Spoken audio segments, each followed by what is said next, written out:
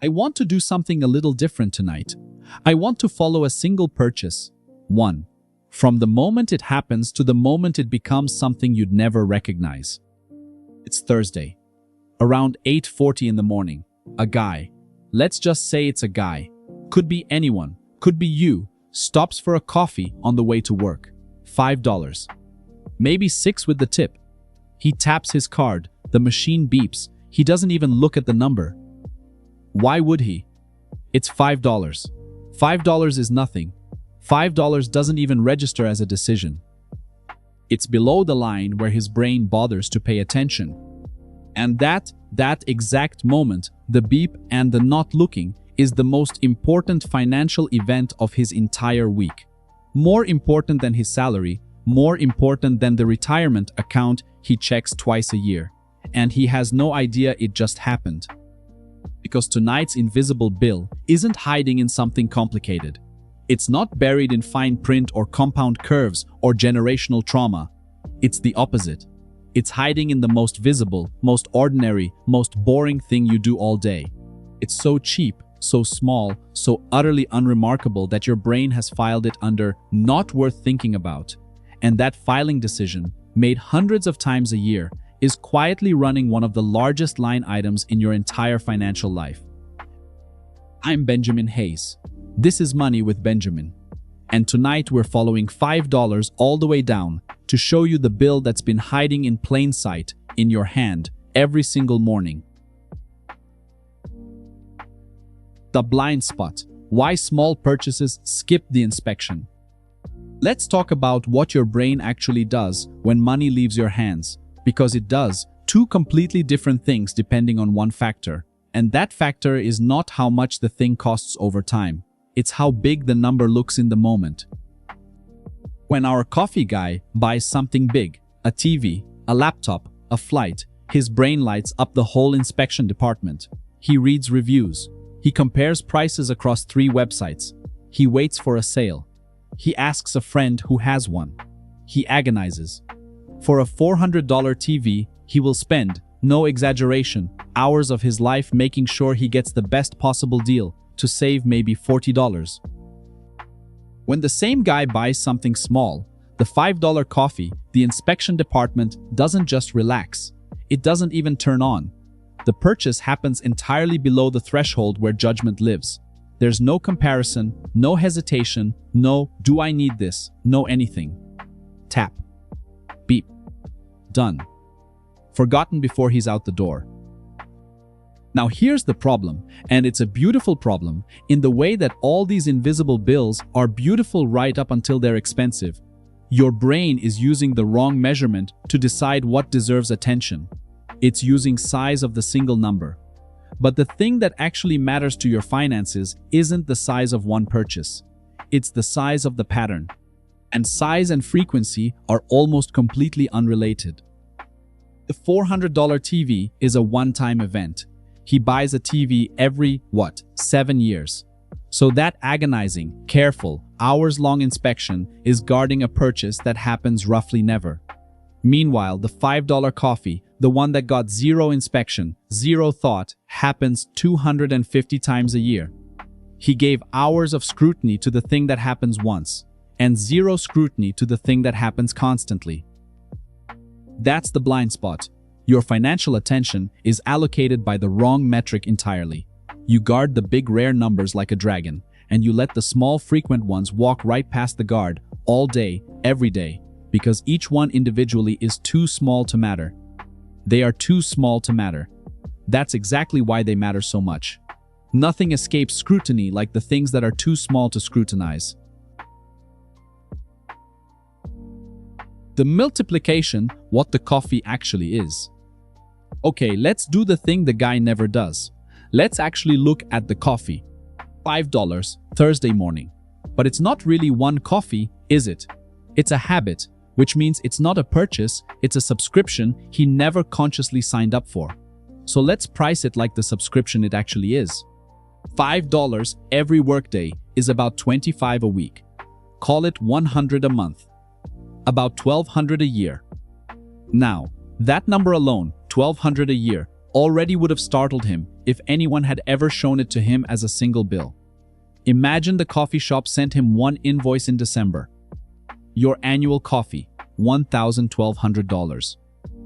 He'd choke, but they don't.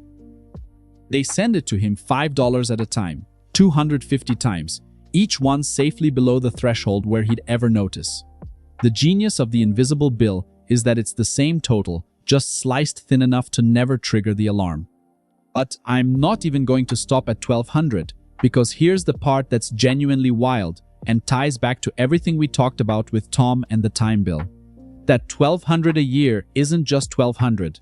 If our guy is, say, 30 years old, that's potentially 35 years of working life where this pattern runs. And if those dollars went somewhere that grew instead of somewhere that got consumed, the coffee habit isn't a $1,1200 a year line item. Over a working life, with compounding, the coffee is quietly standing in for something in the range of a small house deposit. Possibly more. Now, stay with me, because this is exactly where every other finance channel goes wrong, and I'm about to not go there. The trap inside the trap, where the gurus get it wrong. Here's where someone usually points a finger at you and says, "See? Stop buying coffee. The coffee is why you're not rich. Brew it at home, you fool." And I think that advice is not just annoying, I think it's wrong.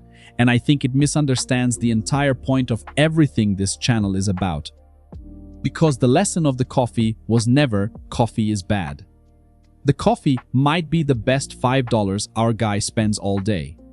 Maybe that coffee is the one moment of warmth before a brutal job. Maybe it's the small ritual that makes the morning bearable. If that's true, then the coffee is worth it, and brewing sad instant coffee at home to save $1,1200 a year while being slightly miserable every morning for 35 years is its own kind of terrible deal. You'd be paying for that $1,200 in a currency that doesn't show up on any statement either, joy, which is also an invisible bill, just running the other direction. So no, the lesson is not cut the coffee. The lesson is much more uncomfortable than that, because it puts the decision back on you instead of giving you a villain to blame. The lesson is, the coffee was never the problem. The invisibility was the problem. The fact that a $1,1200 a year house deposit-sized commitment was being made by your autopilot, not by you. You never actually decided to spend that money. The decision got made for you, $5 at a time, by a habit operating below the line where you were paying attention. You might have happily chosen the coffee if you'd seen the real price tag, but you never got to choose because you never saw it. And here's the thing, it's never just the coffee. The coffee is the example, not the issue. It's the subscriptions you forgot you have, the delivery fees, the little upgrades, the "it's only a few bucks" that happens 40 times a month across 40 different tiny doors, each one too small to guard, adding up to a number that, if it arrived as a single bill, would stop your heart. There's a whole committee of these running your money right now, and not one of them ever had to get your conscious approval, because each one was individually too small to bother you with. I have mine. I had a subscription to a meditation app for, and I want to be honest about this, 4 years after the last time I opened it. $40 a year to not become calm. I wasn't bad with money. I was just never looking at that particular $5 door because it was too small to look at. That's $160 to feel, in theory, serene. I have never been less serene than when I found that charge. The one thing to do. So here's where this lands, and it's not a budget, and it's not cut your small joys, because I'm not going to be that guy. The move is just this. Drag the small purchases up into the light where the big ones already live. Once. Not forever. You don't have to track every coffee for the rest of your life like a monk with a spreadsheet. You just have to do the inspection one time. The inspection your brain refuses to do automatically because the numbers are too small to trigger it. Pick a category. Any of the little ones. Add up what it actually costs you in a year. Not per cup, not per tap, but the whole annual bill, the one the coffee shop will never send you. Look at that real number. and then ask the question your autopilot never asked. Knowing the real price, would I still choose this? And here's the part that makes this not a guilt trip. For some of them, the answer is going to be a clear, happy yes. The coffee's worth it. Keep the coffee. You looked, you saw the real price, and you chose it on purpose. That's not a leak anymore, that's a decision. And decisions are allowed to be expensive if they're worth it. But for some of them, the meditation app I never opened, the subscription doing nothing, the upgrade I stopped caring about, the answer is going to be, wait, I'm paying what for that? And those you close. Not because small spending is sin. Because spending you never actually chose isn't really yours. It's just an invisible bill that moved in while you weren't looking and started charging you for a decision you never got to make. The big purchases were never your real financial life. They're too rare. Your real financial life is happening $5 at a time, in the purchases too small to see, and the only question that's ever mattered is whether you're the one choosing them or whether they're just choosing themselves, quietly, in the dark, every single morning at 8:40. Look at the small stuff once. Bring it into the light. Keep what you choose again. That's the whole bill. I'm Benjamin Hayes. This was Money with Benjamin. Next time, we're going to look at the strangest invisible bill yet, the one you pay for things you don't even buy, the cost of the option you keep open, the choice you won't close, the door you pay rent on just to leave it unlocked. That one bends the brain a little. I'll see you there.